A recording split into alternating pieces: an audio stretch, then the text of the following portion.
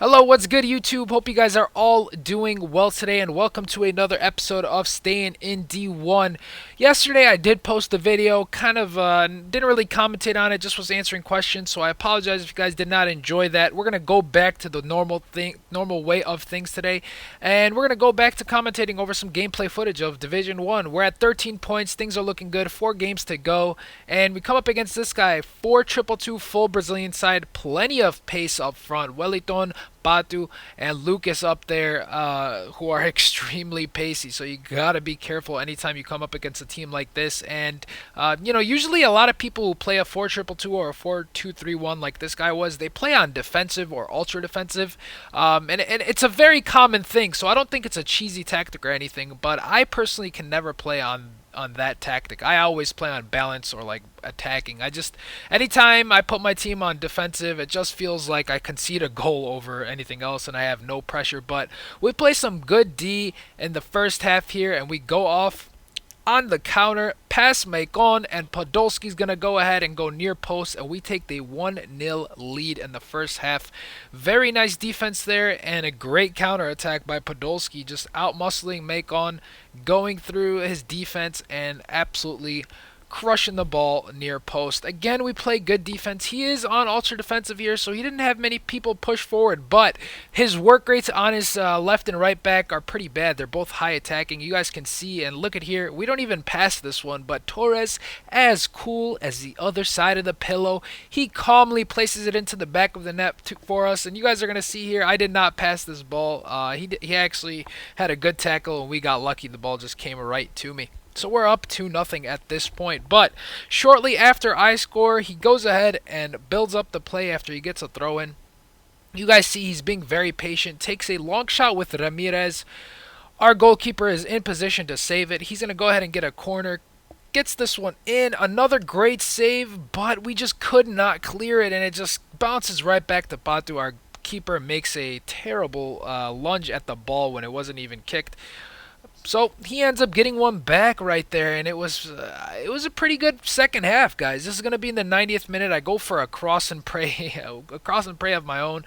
Podolski's going to end up getting the ball. We go for a really long shot there, but his defender deflects it out of bounds. So we get a corner kick, and we're going to go ahead and cross it in. Actually, I didn't cross it in because it was the 90th minute, and I didn't want to give up possession. So I just went ahead and laid it off to Podolski, who was just going to be a little bit patient. And, of course, you know who's going to score. Puyol with his 99 finishing in the 90th minute is going to put it in for us, and we get the 3-1 victory, putting us at 16 points. So we are inching closer to that premium gold pack. You guys remember we got a Thiago Silva last pack, so I'm really anxious to see what I'm going to get this time. And we're at 16 points now, so we're going to go ahead and continue our run through this Division 1 run, I guess, if you want to say that. It's a lot of runs in one sentence. But yeah, we're going to continue and move on to the next game here.